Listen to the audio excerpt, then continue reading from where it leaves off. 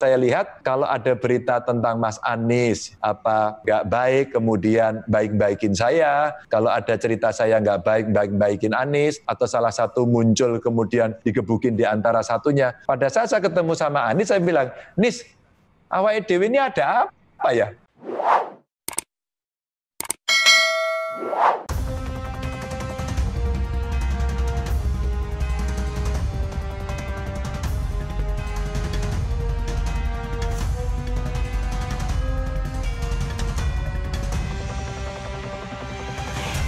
Ya, Assalamualaikum warahmatullahi wabarakatuh, Sobat RH sekalian. Jumpa lagi dalam channel yang keren ini. Nah, kali ini kita ada bintang tamu yang akan dicecar.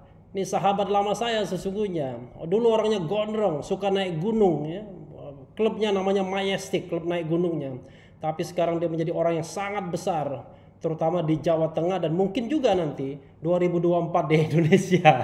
Dia adalah Ganjar Pranowo. Assalamualaikum Mas. Waalaikumsalam, Mas Refli. Jadi Mas Ganjar di rubrik ini namanya dicecar. Dicecar itu dialog cerdas cara Refli ya. Jadi kerja kita selama COVID-19 ini ya membuat channel YouTube. Okay. Mudah-mudahan dengan kehadiran Mas Ganjar ini subscribernya tambah meningkat. Soalnya kemarin yang meningkat tuh hater semua. Mudah-mudahan lovers sekarang ini. Mas Ganjar, ya. Sehat-sehat ya? Alhamdulillah. Jadi Sobat RH sekalian, Mas Ganjar ini teman lama saya. Saya panggilnya Mas karena memang beliau senior saya di kampus UGM. Beliau angkatan 87, saya angkatan 89. Ini ada saya 89 ya. Saya sengaja pakai baju ini untuk mengingatkan kembali. Cuma seperti kepada Sandi Uno, saya ngasih challenge kepada Mas Ganjar. Mas, mau dipanggil Mas, mau dipanggil Pak, mau dipanggil Bung, atau mau dipanggil Bang? Tidak terlalu penting. Soalnya tuh kalau itu ada harganya semua soalnya. Enggak, buat saya enggak ada. Oh, enggak penting ya? Enggak, buat saya terserah. Terserah. Panggil nama aja Ganjar juga oke, terserah. Tapi kalau saya filosofinya begini, kalau Mas Ganjar, itu kayaknya Jawa Tengah dan sekitarnya. Kalau Pak itu kurang egaliter, tidak menunjukkan semangat Sumpah Pemudanya kan? Saya tahu Mas Ganjar lahir tanggal 28 kan? Lalu kemudian kalau Bang agak aneh rasanya ya, ada yang nggak matching gitu. Nah, saya mau panggil Bung Ganjar. Gimana Bung Ganjar? Cocok kan? Oke, terserah aja. Pokoknya kamu suka, kami oke. Soalnya Bung Ganjar itu kelasnya nasional kalau Bung itu. Jadi kelasnya itu nasional kalau Bung itu. Bung Hatta, Bung Karno, Bung Karni, Bung apa lagi? Bung Yamin, semuanya Bung ya. Jadi saya panggil Bung Ganjar, Mas ya? Boleh. Jadi biar juga untuk pemirsa RH, karena saya biasanya memang memanggil tamu kalau dia itu ya kira-kira kurang lebih sama dengan saya usianya, beda-beda tipis, saya panggil Bung. Kalau panggil Pak ketuaan. Kalau yang Pak kemarin, Amin Rais, itu baru saya panggil Pak. Bung Ganjar, wah dulu namanya bukan Ganjar Pranowo, tapi Ganjar Sungkowo ternyata. Saya baru baca juga. Jadi Ganjar Sungkowo itu apa? Kesedihan ya, penderitaan ya? Iya. Gitu ya? Iya. Kenapa gantinya Ganjar Pranowo nggak Ganjar Prabowo ya? Karena yang mendapatkan ganjaran kan Prabowo jadi Menhan. Iya, saya nggak tahu waktu itu katanya waktu kecil saya lahir ini susah. Mau lahir ibu. Kalau susah kelihatan, di mukanya masih kelihatan itu. Nggak gemuk-gemuk ya? Kayak lagu Ayah itu. Iya, di betul. Matamu masih tersimpan selaksa peristiwa. Betul. Jadi susahnya di situ. Dulu ibu saya mengandung, jatuh dari becak. Saya lahir kecil, mau berobat, naik bus, terus kecantol kaki saya berdarah-darah begitu. Jadi terus sering sakit-sakitan ya. Orang Jawa begitu, kalau sakit-sakitan katanya ganti nama. Tapi waktu itu terang saja, kita tidak terlalu demokratis dan orang tua saya tidak menawarkan, kamu pengen ganti apa? Ganjar Pranowo apa Prabowo gitu, nggak ada. Nggak ada waktu itu. Jadi kita itu pasti pasti orang tua kasihnya nama baik lah. Kayak tetangga saya, namanya Entong ya. Begitu sakit jadi Teguh ya, keren, untung dia sakit. Lebih begitu bagus ya. Teguh sehat badannya ya kan. Iya, iya. Daerah lain minta PSBB ya, pembatasan sosial berskala besar. Bahkan sebenarnya ada juga yang minta lockdown, tapi pilihannya kan cuma PSBB. Tapi Jawa Tengah kok nggak minta apa-apa, itu kenapa Bung? Iya, sebenarnya kalau kita bicara PSBB itu bentuk akhir, produk akhirnya apa sih? Kalau kita bicara produk akhirnya kan work from home. Kantor-kantor mungkin bekerja lebih banyak di rumah. Terus kemudian sekolah di rumah. Dua ini sudah kita laksanakan. Apalagi pengurangan transportasi. Pengurangan transportasi sekarang natural saja mereka sudah berkurang otomatis. Ya. Terus kemudian ya mungkin toko, terus kemudian mal, pasar dikurangi. Nah, yang terakhir inilah yang kemudian nilai ekonomi yang mesti kita pertimbangkan. Belum lagi kemudian saya menghitung dampak sosial yang kira-kira akan muncul dan kira-kira kemampuan dari segi seluruh kekuatan yang kita miliki, adakah di antara seluruh kekuatan ini nanti mampu mengcover sampai memitigasi risiko paling buruk.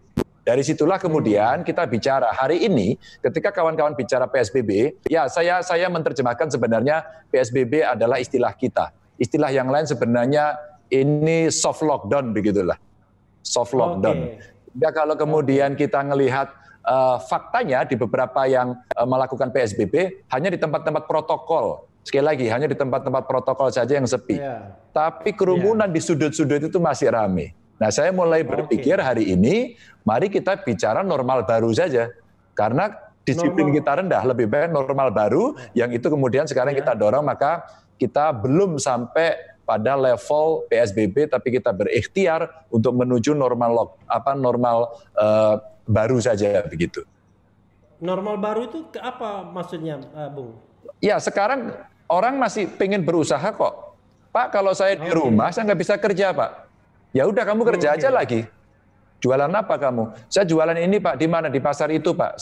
Saya pekerja pabrik Pak. Saya di toko Pak. Saya punya usaha Pak, saya pengusaha. Oke, you kerja aja. Tapi Anda mau nggak ikut perintah saya? Normal barunya adalah kamu mesti tiap hari keluar rumah pakai masker, ini tidak boleh kamu tinggal. Ini wajib. Kamu harus pakai jarak terus dan itu mesti kesadaran pribadi. Dengan tidak menyentuh, dengan kamu mengambil jarak droplet begitu, maka insya Allah kamu dengan masker berjarak. Kemana-mana kamu harus membawa di sakumu hand sanitizer. Kalau itu Anda punya, maka sebenarnya Anda sudah relatif aman dan Anda boleh bekerja dimanapun Anda berada. Saya sekarang lebih mendorong pada normal baru itu, sehingga barangkali hotel tidak perlu tutup, begitu kan, mall tidak perlu tutup. Memang problem besarnya adalah belum bisa kita sampai pada disiplin itu. Maka saya membuat surat edaran sebagai ketua gugus tugas agar pasar-pasar diperbaiki yuk, jaraknya diatur yuk. Pabrik-pabrik kalau Anda nggak mau saya tutup loh. Sekarang Anda lakukan. Patroli menggunakan TNI, Polri, Satpol PP kita kerjakan agar kita bisa mendorong masyarakat untuk berdisiplin. Nah, inilah cara-cara yang kemudian di Semarang Raya sama Solo Raya kita coba jadikan satu modeling agar ini bisa dilaksanakan. Di samping kayak Kabupaten Banyumas itu punya perda sendiri, dia bagus dia. Dia tidak PSBB, dia punya perda. Kalau kamu tidak nurut aturan kami denda. Nah yang seperti ini kami berikan dari kekuatan-kekuatan daerah di kabupaten kota yang memang dia punya kreativitas, punya inovasi, mampu memanage, sekali lagi, ini yang terakhir ini penting ini. Mampu memanage ini menjadi penting untuk mereka bisa melaksanakan di wilayahnya. Bung, perkembangan, saya agak aneh nanya Bung ini sebenarnya, biasa panggil Mas ya, tapi nggak apa-apa. Bung, jumlah korban bagaimana di Jawa Tengah sejauh ini? Melandai, menukik, menajam atau bagaimana? Ya, kemarin sempat naik. Sempat naik tinggi dan kemudian kita coba petakan dan hari ini ternyata yang naik tinggi itu di daerah-daerah baru. Umpama Kabupaten Purworejo, Kabupaten Brebes, ya, Wonosobo. Ini tiga ini naiknya tinggi ternyata teman-teman yang kemarin ikut istimewa ulama di Goa itu ternyata paling banyak. Sehingga Brebes itu hampir semuanya dari sana.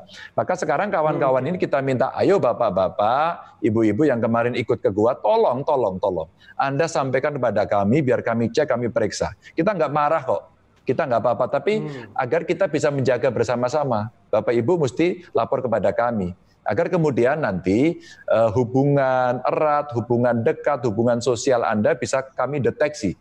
Maka kami membuat satu modeling di mana inputnya dari kabupaten kota, begitu orang diperiksa, kemudian ada rapid test dia reaktif, dari reaktif itu kemudian kita tes swab, terus kemudian dia positif, kita treatment.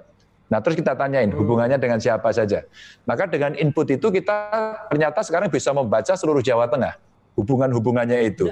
Nah dari sinilah. Datanya berapa sekarang? Kenapa? Bung Ganjar, datanya berapa sekarang di Jawa Tengah yang meninggal, yang kemudian yang terdeteksi gitu? Oke, kalau kita melihat sekarang ya, kalau kita melihat total mulai dari pertama sudah ada 1035 yang terinfeksi, terus kemudian hari ini yang dirawat 556, lalu kemudian yang meninggal 83. Nah ini menarik, yang sembuh ini 396. Maka kalau kita melihat yang dirawat masih 53,72%, kemudian yang meninggal 8,02%, dan yang sembuh sekarang 38,26%. Jadi peta ini kemudian hammer kita lumayan bisa berhasil untuk memukuli sehingga pelandaian itu bisa dilakukan. Meskipun tentu kita masih berhati-hati kemungkinan second wave atau kemungkinan terjadinya outbreak karena situasi-situasi yang memang tidak terkendali. Kalau pemerintah Presiden Jokowi mengatakan kita berdamai dengan COVID-19, itu maksudnya apa? Diterjemahkan di Jawa Tengah? Iya, saya setuju. Sebenarnya berdamai itu adalah normal baru itu. Kita tidak pernah tahu. Maka kalau saya, gini Ref, kalau saya sampaikan kepada masyarakat, ibarat hari ini hujan lebat. Saya pakai pengantin itu. Hari ini hujan lebat, kita punya opportunity 3. Saya mau kontrak dengan pengusaha, ya, ini deal bisnis. Terus kemudian saya mau ngambil rezeki kita yang ada di luar karena mereka mau bayar utang gitu kan. Yang satu kami mau pinjem bank umpama. 3 ini harus kita kerjakan agar perusahaan atau usaha kita sendiri bisa jalan. Tapi hujannya deres. Pertanyaannya, kita mau berhenti di rumah atau kita mau nekat jalan? Nah kita menghitung-hitung nih. Kita menghitung-hitung. Kalau kita berdiam diri di rumah, hari ini kesempatan kita akan hilang. Ya, kesempatan kita akan hilang. Maka kemudian kita mencoba menghitung-hitung. Lihat ramalan cuaca, tanya orang, telepon sana, telepon sini. Tempat hujan nggak? Wah hujan deras. Tempat waduh malah banjir. Nah kita mengambil opportunity itu. Nah sama kemudian kita melihat bahwa kondisi COVID-19 ini tidak akan pernah tahu kapan akan selesai betul-betul bersih. Ya, itu hujannya. Maka akhirnya saya punya pilihan. Lah kalau kita nunggu terus, kita di rumah terus begini, kesempatan kita bisa hilang semuanya. Karena daripada kita hilang, yuk kita sekarang jalan, kita tunggu sedikit hujannya agak reda, kita keluar. Tapi air akan menetes. Maka bagaimana kita memproteksi dirinya bagaimana begitu ya? Sekarang hujannya udah mulai reda, Bung? Hujannya sekarang mulai cukup reda.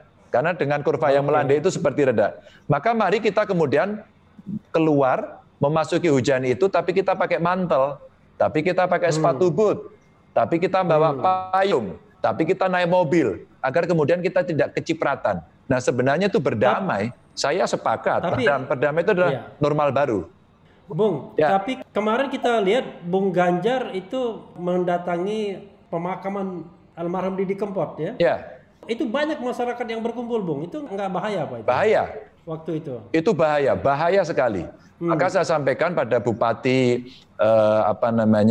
di Jawa Timur ini, saya sampaikan, Mas Kanang, ini harus diteriakin. Terus kemudian ada polisi yang teriak-teriak di situ. Maka pada saat saya datang dari Semarang ke arah Solo, ternyata jenazah udah dibawa ke Ngawi, maka saya nusul ke Ngawi.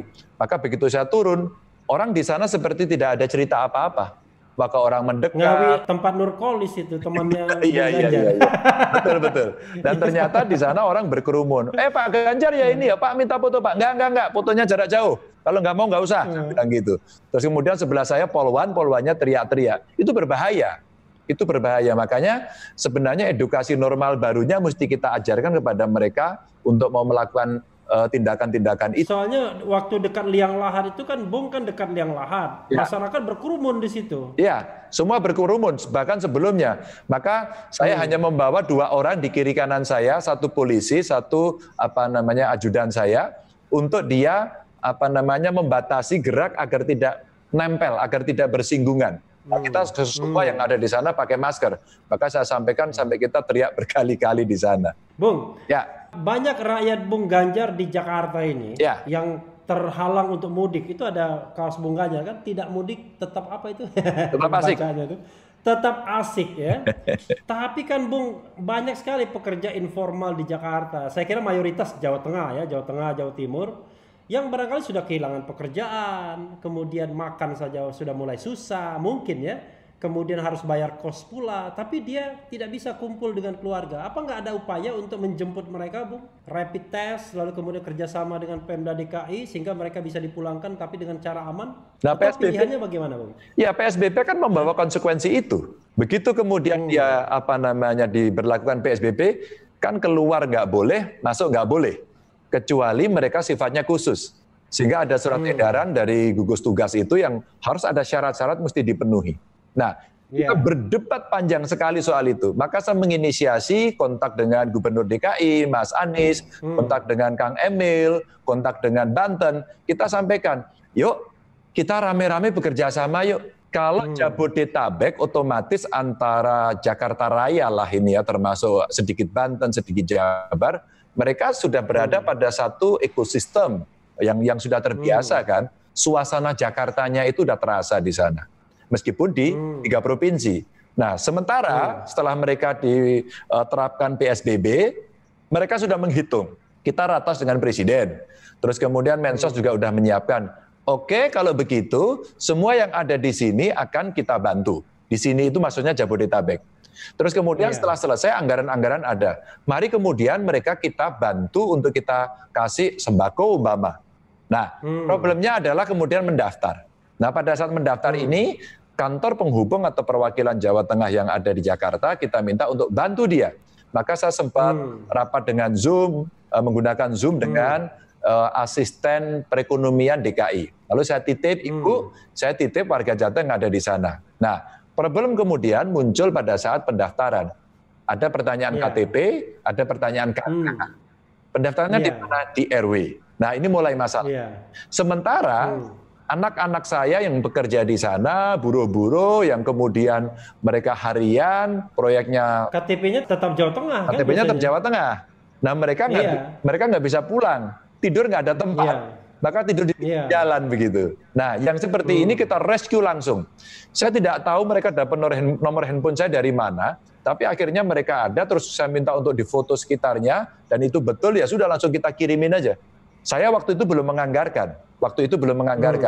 Maka dengan komunikasi itu akhirnya kita hitung, oke, ada yang didaftar di Jabodetabek, ada yang tidak terdaftar, saya membuat brief melalui medsos saya, melalui YouTube saya, kemudian masuklah, kira-kira masuk sekitar 68.000 yang terdata lewat backup kami. Terus kemudian ketika kita verifikasi, ada 27.400 sekian. Nah, 27.400 sekian itu akhirnya insya Allah minggu ini mau kita kirimi bantuan kepada mereka, agar mereka bisa tetap stay di sana. Maka konsepnya begini, proposal saya adalah, mereka jangan sampai pulang, ya, tapi mereka kita upeni di sana.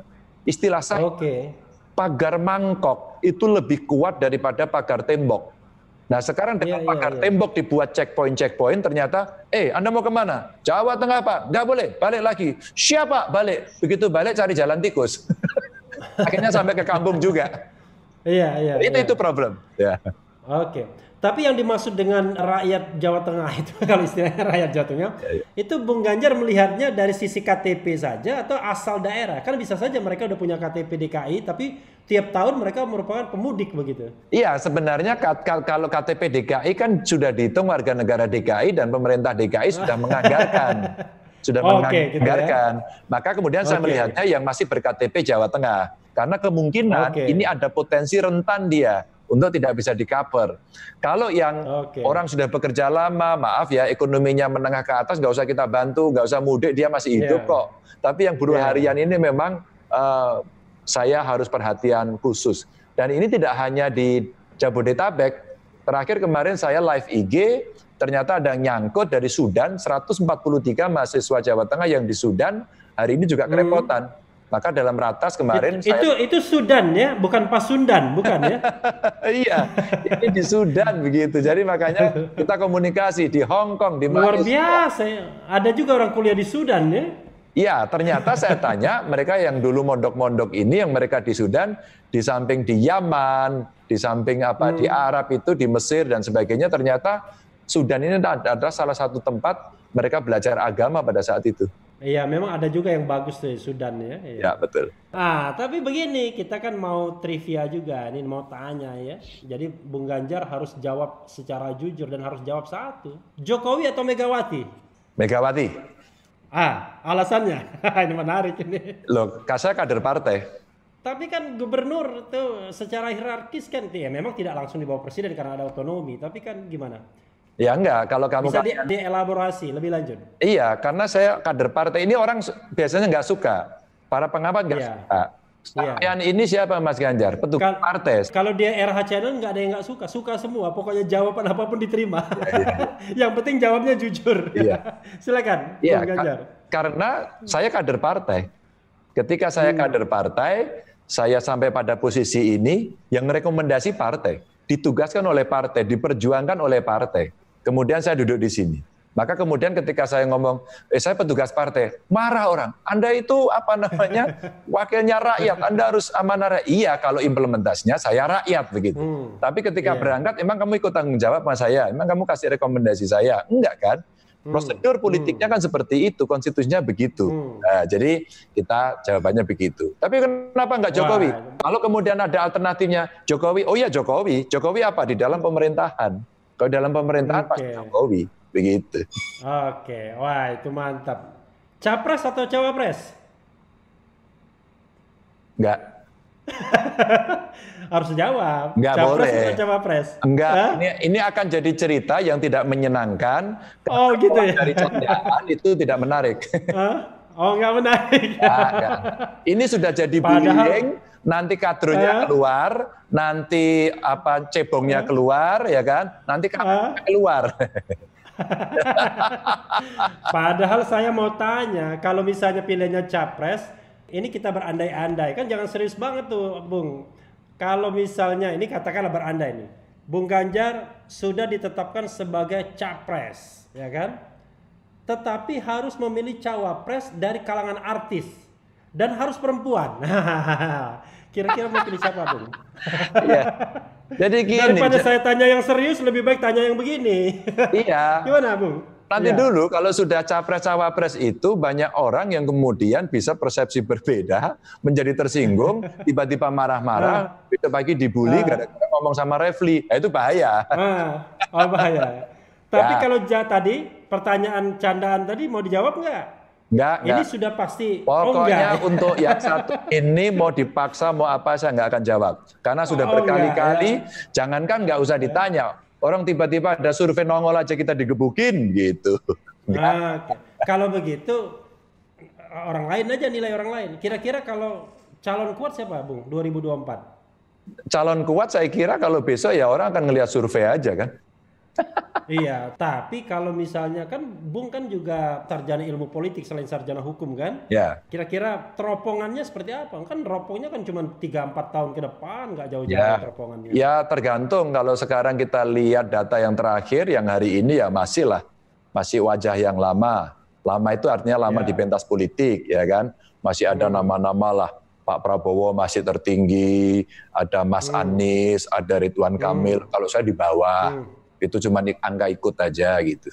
Itu yang orang hebat-hebat, Sandi ya kan.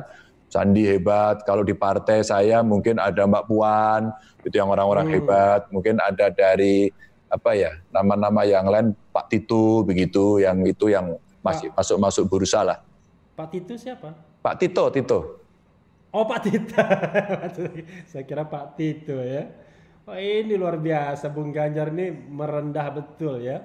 Tapi memang ya, Sobat Era sekalian, kalau kita lihat pas kuliah dulu, nggak nyangka memang Bung Ganjar jadi tokoh besar.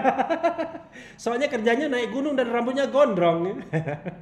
Sama Jabrik masih komunikasi, Bung? Oh masih lah, semua kawan saya tidak ada yang saya lupakan kecuali pas saya lupa gitu.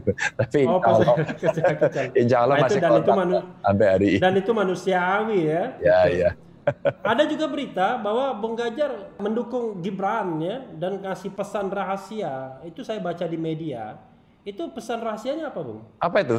Iya, Bung Ganjar memberikan pesan rahasia pada Gibran Rakabuming. Pesan rahasia? Kapan saya kasih pesan rahasia? Tadi? Iya, saya baca di media. Gitu. Enggak.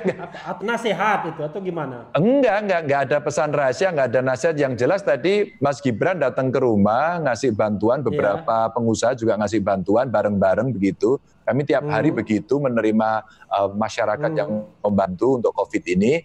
Terus Mas Gibran bantu hazmat, dia bantu masker, yang seperti itu tadi disampaikan. Setelah itu ya kita ngobrol aja. Ngobrol gimana kabarnya gitu, Bapak gimana dan sebagainya, anak-anak keluarga saya tanya yang ya netes begitu. Sebenarnya ngomong gitu, tapi karena bisi-bisi wartawan kan nggak tahu dari jarak jauh, mungkin akhirnya ini pesan rahasia. Nggak ada yang rahasia, kita biasa aja. Nggak ada yang rahasia ya? Enggak. Tapi sudah pastikan calon tunggal ya, Bung ya? Yang di mana?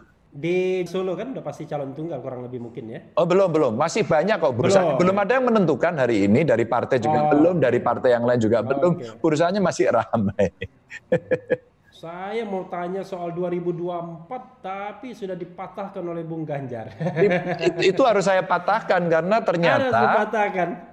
Kan gini Ref, karena ternyata itu lebih banyak orang tidak siap untuk berdiskusi secara sehat dan cerdas ala Refli, nggak siap. Yang siap adalah kemudian ngomong, kamu kalian ngapa terus dibully. Nah, ketika kemudian bullying itu muncul, bukan berarti kita baper dan sebagainya. Kadang-kadang saya melihat hanya gini aja, apa sih untungnya? Ketika kemudian semua out of context, kemudian mereka ngomongnya awur-awuran, dan saya sering kemudian diomongkan sampai kepada keluarga, saya punya anak, saya punya istri, sehingga ya lebih banyak mudarat begitu. Kecuali semua bisa fair loh ya. Oh iya, saya sih sebenarnya mau ngajak fair ya kan. Semua orang menyebut kalau kita lihat konstelasi, ya siapa yang pegang Jawa Barat, Jawa Timur, Jawa Tengah itu kan punya peran yang signifikan. Tapi gini aja Bung, boleh lah ngomong politik sedikit ya? Boleh. Kita ngomong konstelasi politik di luar Bung Ganjar. Ini kan kayaknya angin puting beliungnya nggak jelas arahnya. Ya. Tapi yang jelas Pak Prabowo sudah masuk pemerintahan, kan begitu? Ya. Lalu kemudian bursanya, surveinya masih tinggi ternyata. Bahkan Kodari bikin survei masih nomor 1 kalau saat ini ya. Ada yang kemudian membicarakan, wah ini Prabowo bisa nih kayaknya sama Puan Maharani. Gimana? Gak apa-apa. Gak apa-apa ya? Gak apa-apa, ada persoalan apa? Tidak apa-apa kan? Kalau memang orang sudah cita-citanya sudah mau ke sana, buat saya oke saja, enggak apa-apa. Tinggal kemudian nanti kan sama siapa yang mendukung, bagaimana kita menggerakkan, bagaimana kita memenangkan, dan sebagainya. Biasa saja buat saya kok. Bung, tapi pernah nggak berpikir tiba-tiba Bung keluar dari orbit? Karena misalnya katakanlah endorsement itu bukan untuk Bung Ganjar, tapi untuk yang saya sebutkan tadi. Tapi tiba-tiba arus lain menjagokan Bung Ganjar. Belum ada pikiran itu. Belum ada pikiran sampai sejak saya mahasiswa sampai hari ini tetap PDI. Dulu PDI, sekarang PDI Perjuangan. Saya masih di jalur itu. Jadi mungkin agak berbeda ya. Mungkin orang melihat membaca survei dan sebagainya seolah-olah sudah akan dia. Di partai saya tidak. Ingat nggak waktu Bu Mega dulu mau mencalonkan Pak Jokowi? Semua masih ramai. Tiba-tiba seorang Jokowi diambil dan itu membuat gempar semuanya. Jadi artinya kalau kita ngelihat, saya mau melihat dari orang dalam sebagai orang PDI Perjuangan yang warnanya merah kayak bajunya Refli lah, kira-kira begitu kan. Oh ya, merah ini ya. Nah, saya mencoba menghormati konstitusi partai untuk begitu. Jadi biasa saja. Saya bilang Belanda masih jauh gitu. Kalau Belanda masih jauh ya. Kalau kami di internal partai itu terbiasa untuk udah deh sekarang kita bekerja bagaimana dekat dengan rakyat, terus kemudian membuat keputusan-keputusan penting yang bisa menyelesaikan persoalan masyarakat meskipun nggak sempurna-sempurna amat, itu aja dilakukan. Kalau kemudian itu bisa dilihat seleksinya alam, nanti akan muncul sendiri-sendiri. Bung Ganjar kan kadang-kadang sering ditempatkan sebagai ahli warisnya pemerintahan sekarang. Wajar ya, karena sama-sama PDIP. Tapi di sisi lain pembelahan masyarakat itu seperti masih terjadi itu. Luka Pilpres sudah selesai dengan Pak Prabowo masuk di pemerintahan. Paling tidak begitu. Sandi Uno juga nggak begitu kencang-kencang amat.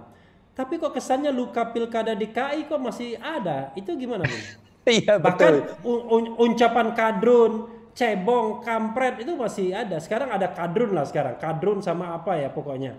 Yeah. Dan Bung menjadi pusat bullying juga kalau sudah ngomong begitu. Kadang-kadang sudah, sobat RH sekalian, ini teman saya semua. Anies itu teman satu angkatan di Fakultas Ekonomi. Bung Ganjar juga teman satu kuliah, satu fakultas bahkan. Tapi kalau orang bicara tentang head to head ke depan, wah, ini ahli waris cebong itu adalah Ganjar Pranowo, bukan Ganjar Prabowo atau Ganjar Sungkowo.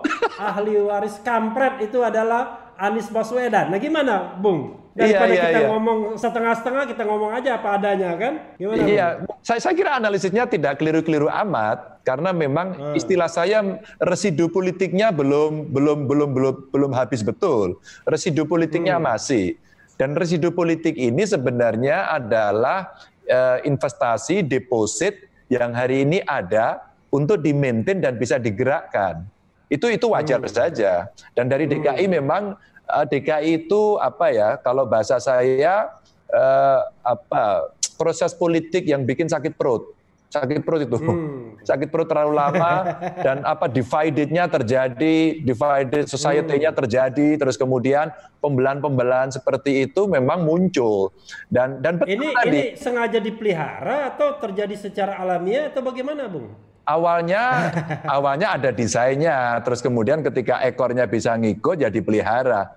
Yang saya katakan itu tadi, saya mengatakan itu residu politik pilkada DKI, tapi hari ini itu deposit yang bisa dikelola oleh siapapun yang akan membutuhkan itu. Karena ini captive ini, market ini captive ya, yang bisa digerakkan dengan isu agama. Maaf aja saya kalau belak-belakan. Jadi saya ini aneh, Ahok itu teman dekat saya. Satu komisi, teman berdebat, pernah mau berkelahi sama dia. Iya, komisi 2 kan dulu di DPR kan. Itu teman saya. Terus Ahok malah bilang itu ketua saya itu katanya. Iya. Bung Ganjar kan pimpinan komisi waktu itu. Iya. Jadi saya sangat dekat ya. Terus kemudian Anies, saya sama Anies bareng-bareng, KKN juga bareng waktu itu. Saya dekat dan tidak pernah ada masalah pada saat Anies mau maju. Memang Bung Ganjar bukan tipikal mahasiswa yang contoh yang baik, tapi politikus yang baik. Jangan nyontoh saya sebagai mahasiswa yang baik itu betul. Jangan diulangi lagi deh. Makanya kenapa saya pengen sekolah lagi dulu ambil pasca itu karena itu aja. Jangan jadi. Nah, pada saat kemudian gimana?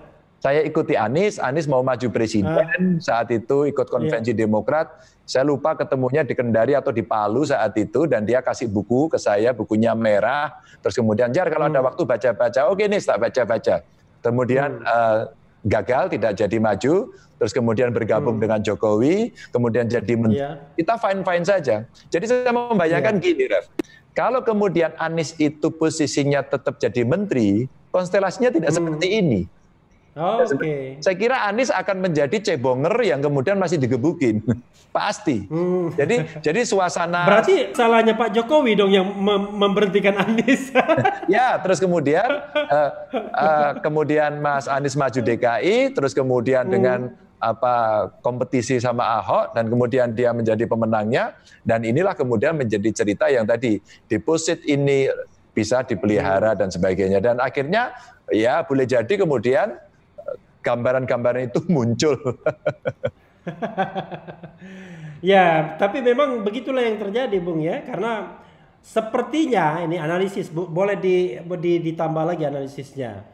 Ya, sepertinya kemudian pihak cebong atau pihak kampret, saya nggak mau menyebut salah satunya ya, memerlukan ikon baru, Bung. Karena ikon yang lama tiba-tiba terserap di pemerintahan gitu. Yang tadi Ganjar Prabowo, Prabowo yang dikasih Ganjar. Iya. bergabung di pemerintahan, memang konstelasi berubah sangat keras sekali, sangat dahsyat sekali.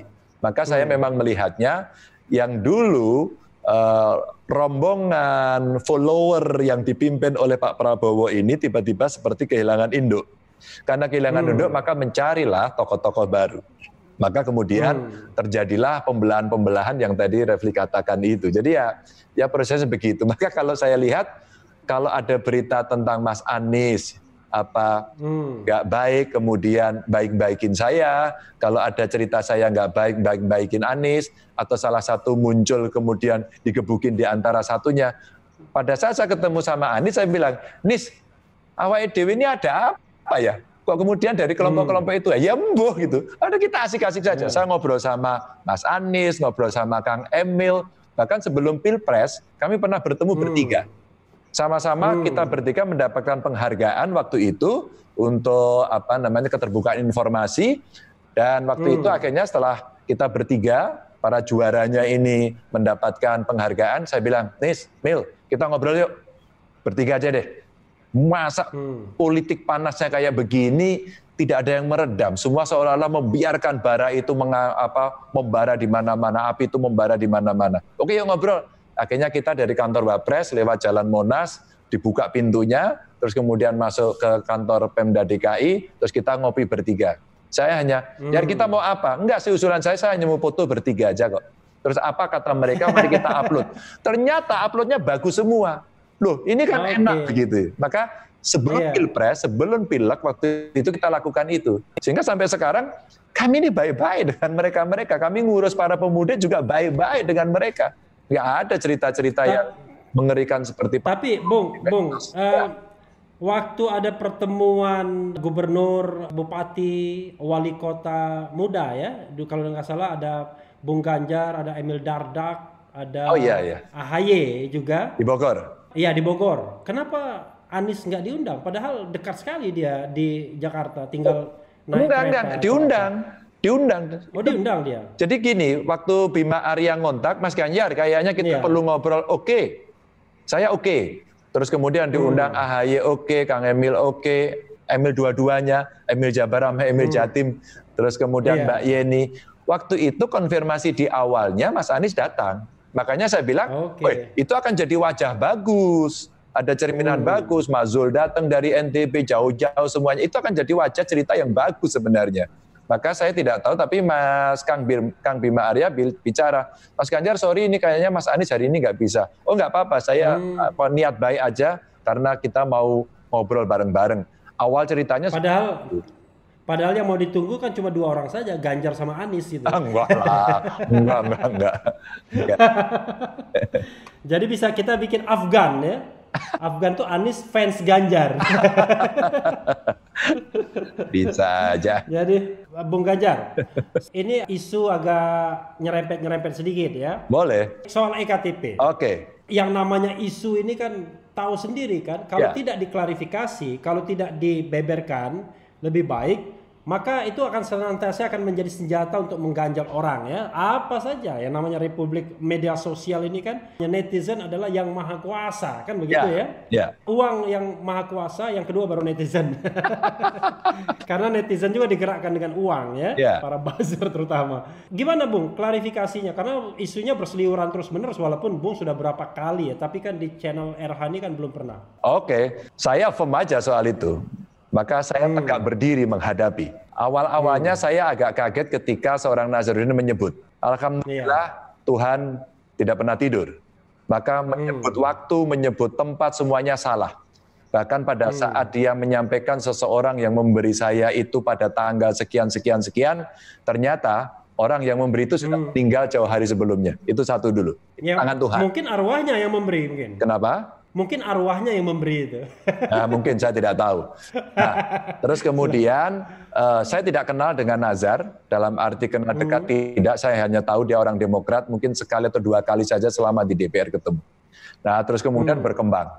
Pada saat berkembang, hampir semua orang saksi-saksi yang mengatakan saya terima duit, tidak ada satupun yang bisa membuktikan. Nah, suatu ketika, ini saya cerita aja, saya diperiksa sama novel. sama Novel Baswedan. Saat itu yang periksa di KPK itu ya bawahannya lah. Kemudian dia tanya begini, Pak Ganjar, Anda terima duit nggak? Nggak. Ini ada berita seperti ini, tidak benar. Lalu saya bilang, Anda mau saya kasih data nggak?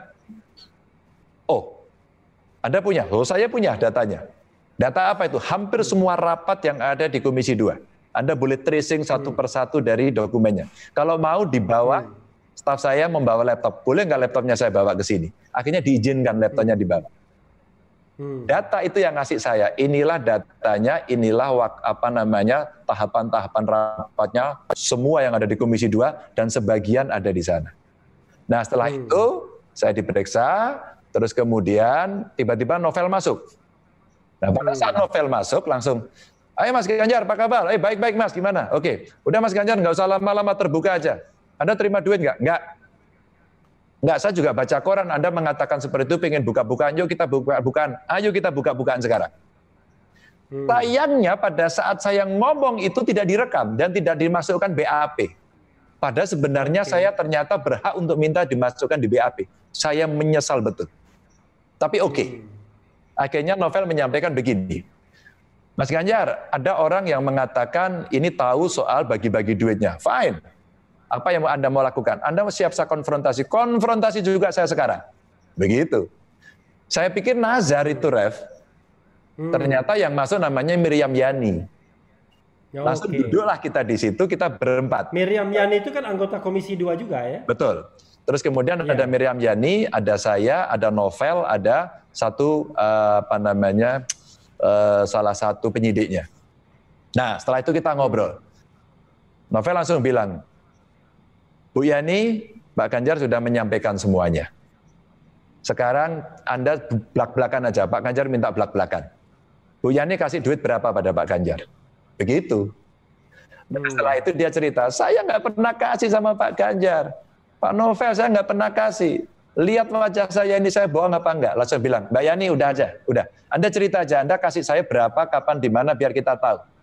Biar kita tahu, ya. Terus kemudian disampaikan, saya nggak pernah kasih Pak Ganjar, saya nggak pernah kasih gitu. Nah selesailah cerita itu, kemudian saya berkali-kali dipanggil, dan kemudian ya tidak ada cerita yang siapa bisa membuktikan bahwa orang ngasih saya. Nah selesailah awal-awal ini. Waktu saya menunggu bapak saya almarhum waktu itu masih di Rumah Sakit Sarjito, entah 2017 entah kenapa tiba-tiba ada orang yang mengirimkan fotokopian. Nah, fotokopian ini isinya BAP-nya Miriam Yani. Entah dari siapa, saya nggak tahu ini. Pokoknya ada orang baik aja mungkin ngasih. Saya baca di 4 BAP-nya. Terus kemudian dikasih di situ cerita-ceritanya. Maka saya rekam semuanya di handphone saya. Nah, kalau orang tertutup biasa tak suruh baca. Coba baca ini. Itu kalau Anda nuduh saya, Anda baca. Ternyata di situ ditulis. Pembagiannya sekian, dibagikan pada ini, sekian dibagikan pada ini, tahap pertama, tahap kedua, tahap ketiga. Jadi saya nggak tahu pembagian itu. Yang menarik, Ref, yang menarik, setiap masuk nama saya selalu ada, dikembalikan kepada saya, dan diserahkan kepada seseorang. Begitulah kondisi sampai pemberian sekian kali itu. Hanya nama saya yang bertuliskan, dikembalikan kepada saya serahkan pada si X. Saya nggak akan buka itu. Oke? Nah, saya kemudian sampaikan, ya nggak fair juga ya, gitu. Dan ini sebenarnya pernah ada media yang memuat. Tapi nggak laku pada soal itu. Jadi saya kemudian menyampaikan, ya sudahlah. Selalu ada jalan, selalu ada petunjuk soal ini. Kalau di RH Channel ini nggak akan dipotong apa-apa, apa adanya aja. Udahlah, itu bagian bagaimana kalau orang mau memfitnah orang, tapi membuat cerita, dia harus membuat ya cerita baru agar bisa lengkap. Nambah-nambahnya nggak terlalu bisa lengkap. Saya klarifikasi, Bung ya. Ya. Bung Ganjar tidak pernah menerima atau pernah menerima tapi dikembalikan? Tidak pernah menerima. Oke. Cerita itu mungkin menjadi versinya dia. Karena memang saya mengaku di persidangan, apakah Pak Ganjar pernah mendapatkan tawaran? Pernah. Dari siapa? Dari almarhumah Bu Mustaqoweni. Bagaimana dia memberi kasih uang? Dia hanya cerita, Dek, Dek, ini jatahmu. Jatah apa? Ya wes pokok ini jatahmu. Itu ada di berita dan Anda boleh browsing. Itu pengakuan saya di persidangan. Lalu kemudian Anda terima, oh saya tidak terima. Terus saya bilang, wes PN wae. Saya bilang gitu. Wes PN wae, artinya saya tidak menyentuh dan saya tidak mau. Karena sejak dari awal kami sudah pada posisi saya tidak akan menyentuh yang begituan. Oke. PNW itu artinya ya udah ambil aja gitu ya? Iya, ambil aja. Wong saya tidak tahu itu sumber apa, berapa duitnya dan sebagainya. Daripada kemudian kita ada persoalan dan saya sudah mengingatkan semuanya yang begitu-begitu itu sudahlah. Itu hanya menunggu waktu. Nah itu duitnya apakah duit dari IKTP, apakah dari yang lain saya tidak pernah tahu soal itu. Oke. Bung, kalau mereka yang saya sebut sokol mungkin oposisi terhadap pemerintahan Jokowi, saya selalu tanya apa yang bagusnya biasanya. Nah, kalau saya balik ke Bung Ganjar. Kalau kita kan harus sebagai manusia yang objektif kan kita selalu melihat bahwa sesuatu itu pasti ada kurang dan lebihnya ya. Menurut Bung Ganjar, kalau kita mengevaluasi pemerintahan Jokowi ya sudah berlangsung 1 periode dan kemudian 6 bulan periode kedua ini, kira-kira apa yang menurut Bung Ganjar sangat terasa kurang? Saya nggak mau yang lebihnya, Bung. Enggak, masih terasa kurang. Banyak.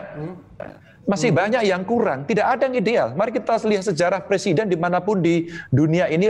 Oke, kita ambil yang di Indonesia. Selalu banyak yang kurang. Kita mau bicara apa? Penanggulangan kemiskinan. Masih banyak kemiskinan. Saya jadi gubernur juga gitu. Pak Ganjar, kenapa yang miskin masih banyak begini? Oh iya, saya yang gagal. Saya gagal. Maka kalau kita bicara soal itu dalam level nasional masih banyak penurunan kemiskinan yang masih belum terentaskan dengan baik. Itu kekurangan yang memang belum bisa selesai dari cerita-cerita orang yang waduh ini sudah bagus, ini sudah baik. Belum. Ini cerita seperti itu. Pak Jokowi membangun infrastruktur hebatnya kayak begitu. Kalau Anda tanya orang di kampung saya, mana? Mana di tempat saya belum. Sehingga pengetahuan seseorang pun seolah-olah semua infrastruktur sampai bawah itu akan dipegang. Maka persepsi orang terhadap infrastruktur itu hanya yang gede. Padahal sebenarnya saya bertanggung jawab pada yang wilayah saya, bupati sampai desa bertanggung jawab pada wilayahnya. Tapi ketika ini belum selesai, maka ini akan menjadi catatan seorang pemimpin tertinggi. Itu kalau kita cerita infrastruktur. Kalau kemudian kita cerita investasi, banyak kemudian ketika investasi dibuka dan kemudian ekonomi digerakkan, orang masih ada persepsi yang negatif. Masih kurang. Kenapa yang kerja bukan orang kita sendiri? Kenapa ngambil dari asing? Saya mengalami cerita-cerita dari asing dan aseng katanya. Iya, sekarang kemudian orang bisa rasis dengan apapun lah. Orang bisa rasis dengan apapun. Orang tidak suka Tiongkok. Bagaimana dengan yang Eropa? Bagaimana dengan yang Arab? Bagaimana? Kita mesti fair juga kan? Iya. Tapi yang memang terganggu betul yang satu ini. Maka biasanya kalau kita mengomentari seperti ini, stempelnya dikasih, oh dasar ini PKI. Biasanya begitu. Sampai kita tahu polanya. Nah, masih banyak sebenarnya pekerjaan yang memang belum selesai. Jadi kalau saya membuat cerita ini, nggak apa-apa. Wong saya kalau ngomong sama Pak Jokowi juga terbuka kok. Pak Jokowi menerima dengan baik. Pak Gub, apalagi ya yang mesti dikerjakan.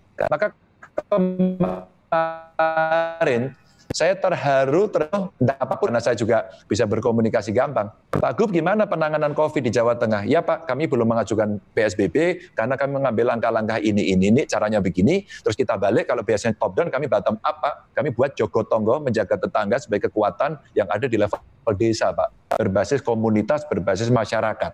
Oh bagus dong itu. Iya, tapi kami lagi coba Pak. Belum bagus sih Pak, lagi coba kok gitu. Tapi kekuatan ini kita dorong. Oh iya. Kalau gitu Pak Gub butuh bantuan apa? Biar kita bantu. Matur nuwun Pak, sementara ini belum. Kemudian saya ceritakan waktu dengan Detik, kemudian diangkat, wah Ganjar dikasih bantuan. Enggak, bukan saya, bukan pede, bukan sombong, enggak. Agar kita berikhtiar, sehingga tidak semua menjadi sentralitis. Kan kita sudah bicara semua desentralisasi. Saya ini penanggung jawab desentralisasi kan. Masa kemudian semua minta-minta, kita kerjain dulu dong. Kita potongin anggaran kita bertanggung jawab pada masyarakat kita. Kita kemudian berkreasi, berinovasi di daerah. Nah, itu biasanya saya sampaikan dan Pak Jokowi menerima kritiknya, oke, banyak sekali. Waktu ini BPJS naik lagi. Iya kan? Iya. Saya komunikasi dengan lagi nih. Iya. Iya, saya komunikasi dengan istana. Hari-hari seperti ini agak berat. Jangan dinaikkan dulu. Tapi ternyata ini legal policy karena BPJS-nya memang bermasalah. BPJS kesehatannya memang bermasalah. Maka ini keputusan sulit dan tidak populer. Tapi diambil juga begitu. Mungkin publik melihat ini sebagai kekurangan, teman-teman Eropa tadi ngontak saya, Mas Ganjar ini apa lagi? Loh, saya tidak tahu. Tapi ketidakpopulernya ini betul-betul. Teman-teman Eropa, dari Eropa, yang tinggal di Eropa? Yang tinggal di Eropa, saya komunikasi dengan mereka aktif ya. Ini aktif sekali, karena kita pernah bertemu seluruh Eropa. Waktu itu saya diminta bicara di sana, terus kemudian ngobrol-ngobrol dari orang-orang Indonesia yang di sana. Nah, mereka bicara, ini apa lagi Mas beritanya? Oh iya, setelah saya pelajari ternyata dari menimbang mengingatnya karena posisi keuangan dari BPJS memang sulit. Yang kedua kemudian bukan yang kelas 3-nya ya, yang kelas 1-2-nya yang kemudian dinaikkan, terus kemudian yang kelas 3-nya ini nanti ada beban yang diberikan kepada perusahaan. Dan Pemda kemudian diminta juga untuk melakukan tindakan dorongan. Dulu proposal saya sampaikan, Bapak ini berat Pak. Libatkan saja daerah minta dibuatkan lagi yang namanya jam kesedah lagi saja Pak, nggak apa-apa. Daripada kemudian BPJS keberatan seperti ini, contoh aja. Itu dulu kritiknya kita berikan terbuka, dan begitu ada keputusan MK, saya sampaikan, Pak Ganjar. Keputusan MA? MA ya. Keputusan MA mengatakan menganulir itu, terus kemudian saya buat statement. Statement saya lumayan, buat saya biasa saja, mungkin ada yang membaca keras. Wah pasti masyarakat senang dengan keputusan ini. Sehingga staf istana ada yang telepon saya, Mas Ganjar, ini maksud pendapat Anda apa? Oh iya masyarakat senang nggak jadi naik kok gitu. Tapi kan ini legal policy, ini legal policy Mas, kondisinya sulit. Loh, ya nggak apa-apa. Kalau kemudian memang itu menjadi legal policy dan diuji secara konstitusi seperti ini posisinya, ya kita harus terima kondisi itu. Itu saya sampaikan secara terbuka. Jadi masih banyak kekurangannya Pak Jokowi, jadi nggak apa-apa, dikritik-kritik aja, beliau tuh terima kok kritik-kritik itu. Iya, saya juga merasa begitu Bung ya, jangan-jangan lingkar kekuasaan, lingkar istana yang kemudian malah anti kritik kesannya. Karena gini, ada tuduhan yang mengatakan, wah ini istana menggunakan buzzer dan fans club untuk menghantam balik orang-orang yang mengkritik istana. Bagaimana pendapat Bung Ganjar soal itu? Enggak, sebenarnya kan semua kekuatan punya buzzernya masing-masing. Ini kan gitu ya? Follower ya kan. Ini follower itu tingkatannya banyak. Ada follower yang die-hard, dia loyalis abis, ismenya sampai ke sana, tapi ada yang setengah-setengah, dan ada yang ya memang mungkin mereka memang berprofesi sebagai itu. Jadi nggak apa-apa kan. Jadi sama semua kekuatan tadi yang kemudian terjadi pembelahan tadi itu, semua masing-masing akan menyerang apapun yang satu dianggap yang maha benar itu tadi. Maka kalau kemudian ada terjadi itu pasti digebukin. Ya namanya follower, saya juga punya. Saya punya follower yang kalau kemudian saya salah saya digebukin orang, follower saya bela, wajar saja kan? Iya, persoalannya kan ada anggaran yang dikatakan untuk influencer itu, Bung. Oh, saya tidak tahu itu. Gitu. Saya tidak tahu apakah ada anggaran yang khusus, apakah boleh dari negara untuk para influencer. Kalau influencernya itu mungkin umpama mereka punya relasi antara Kominfo dengan media, terus kemudian itu dikatakan influencer, saya tidak tahu. Tapi kalau relasi-relasi begitu dari pemerintah dengan swasta kan biasa saja toh. Bung, ya. Kayaknya sudah ada sign mau selesai nih kayaknya. Iya, betul tadi udah bunyi. Tapi begini, pertanyaan terakhir ya, dua terakhir. Bung Ganjar, ini periode kedua. Bukan tidak mungkin di tengah jalan karena kondisi situasi yang sulit pemerintahan Jokowi, Bung ditarik ke istana sebagai salah seorang menteri. Karena kita tahu bahwa reshuffle belum terjadi, tapi sangat mungkin terjadi reshuffle. Bung, gimana Bung? Kalau seandainya tugas itu datang? Ya, ini pertanyaan ini sudah beberapa kali ditanyakan ke saya, bahkan sejak kabinet mau dibentuk. Karena nama saya juga udah beredar di publik. Padahal di dalamnya saya tahu. Saya sudah pada posisi begini. Saya tentu pendukung Pak Jokowi, udah pasti. Kami satu partai, kami pendukung. Dengan segala kekurangan kami. Lalu kami sudah pernah bicara, Pak Jokowi ini harus didampingi banyak orang. Yang namanya menteri-menteri dan sekitarnya. Oke ya?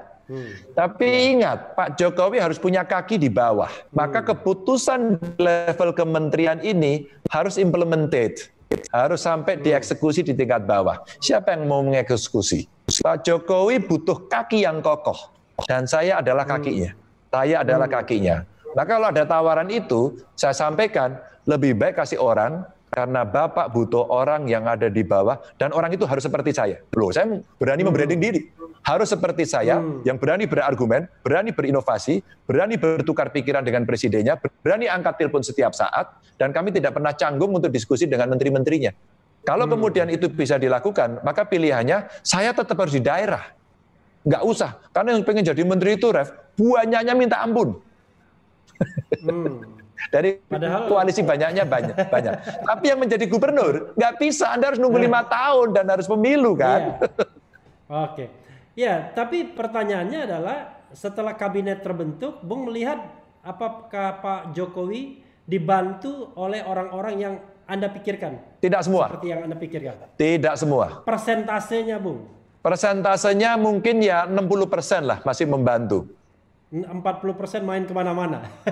Ya, kami tahu kan, saya orang partai, maka mengerti bagaimana ritmenya. Maka kenapa kemudian selalu berkomunikasi, dan ini cerita yang mungkin tidak banyak orang dengar. Terus terang, Bu Mega itu kemudian sekarang menjadi meeting point bagi semuanya. Sehingga partai-partai ini kalau ada sesuatu akhirnya ini bagaimana baiknya. Ini saya buka aja di sini. Ini tidak pernah banyak didengarkan oleh orang. Sampai Bu Mega ngomong, jar gitu.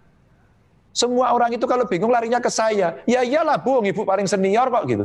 Ibu yang bisa memberikan wejangan itu. Itu pasti begitu. Maka kalau Anda lihat di cover-cover media, awal-awal itu banyak orang mendatangi dan sebagainya, itu fakta realitas politiknya seperti itu. Suka tidak suka.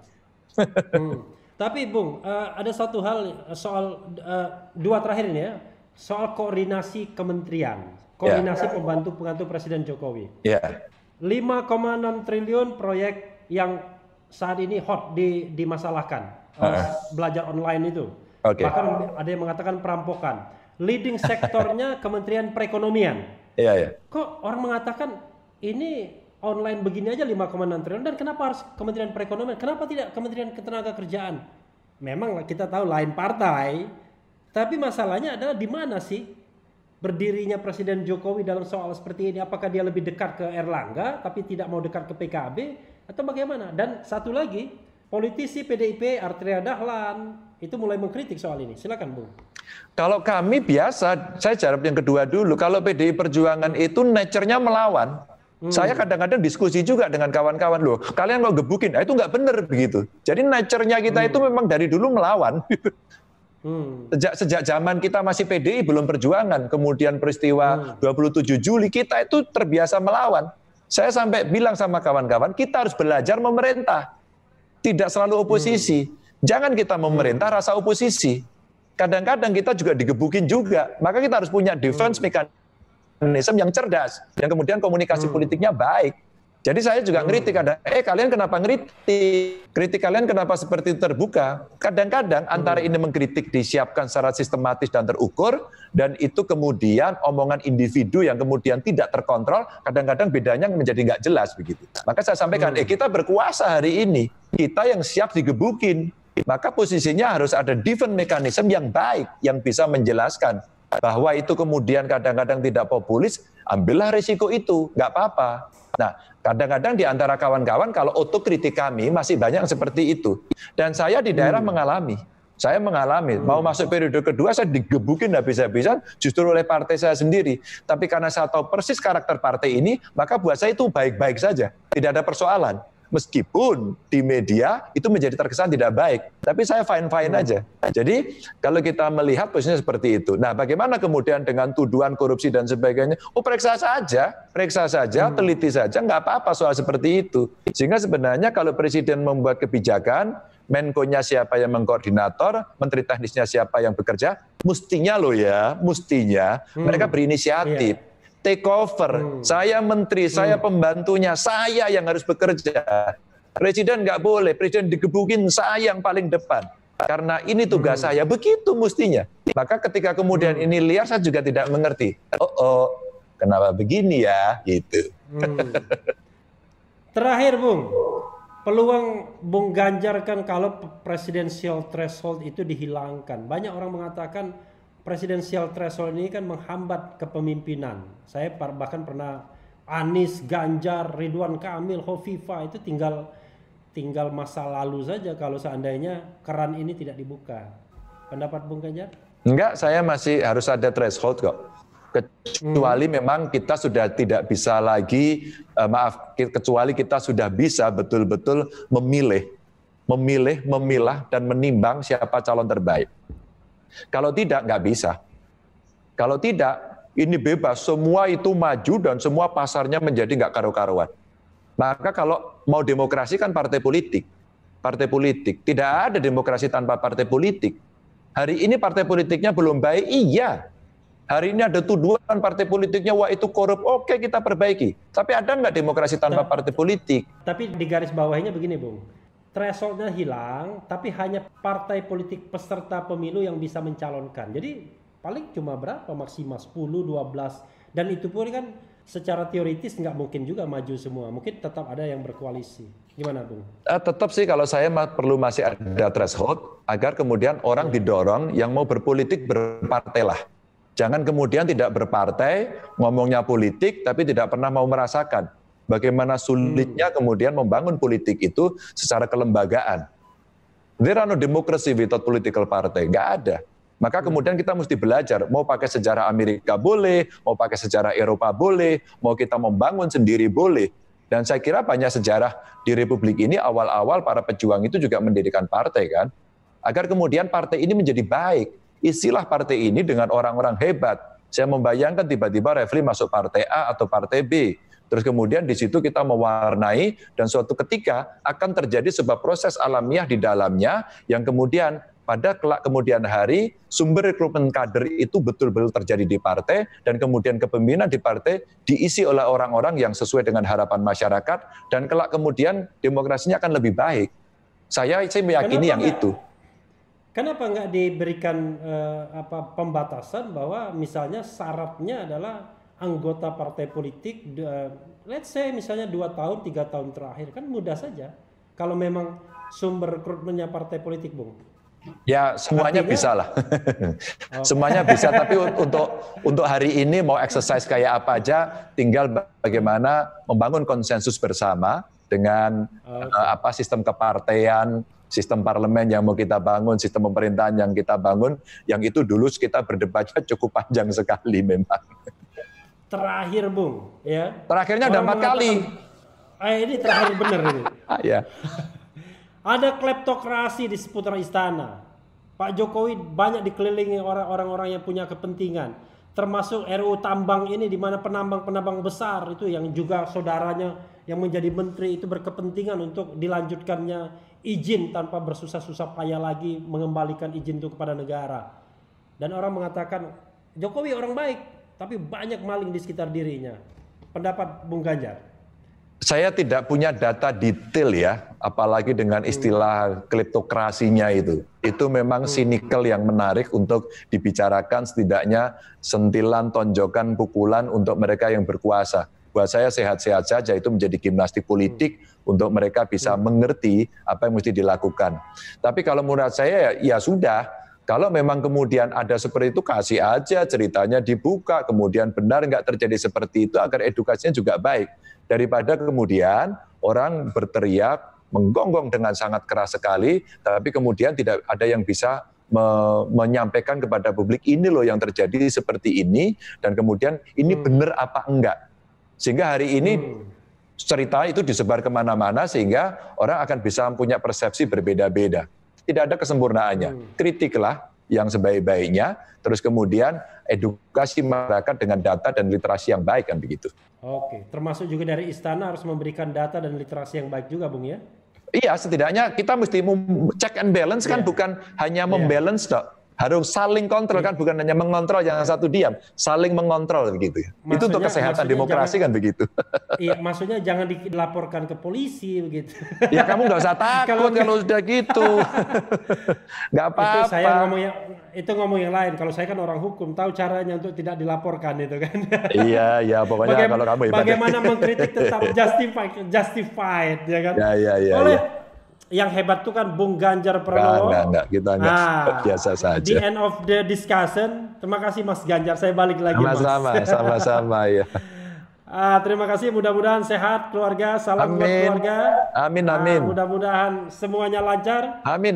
Dan puasanya juga lancar. Assalamualaikum. Waalaikumsalam warahmatullahi wabarakatuh. Ya Sobat RH sekalian, itulah tadi dicecar dengan Ganjar Pranowo, Gubernur Jawa Tengah yang ya disebut-sebut sebagai kandidat kuat Presiden 2024. Walaupun tadi tidak mau menyebut namanya. Tapi yang penting tetap di channel ini. Karena di channel ini Anda akan ditipu, dirayu, dibaperin, dicecar, diuber juga di jalur khusus. Karena channel ini adalah channel yang memeras, mengancam dan membenci. Jangan lupa subscribe, like, comment, and share.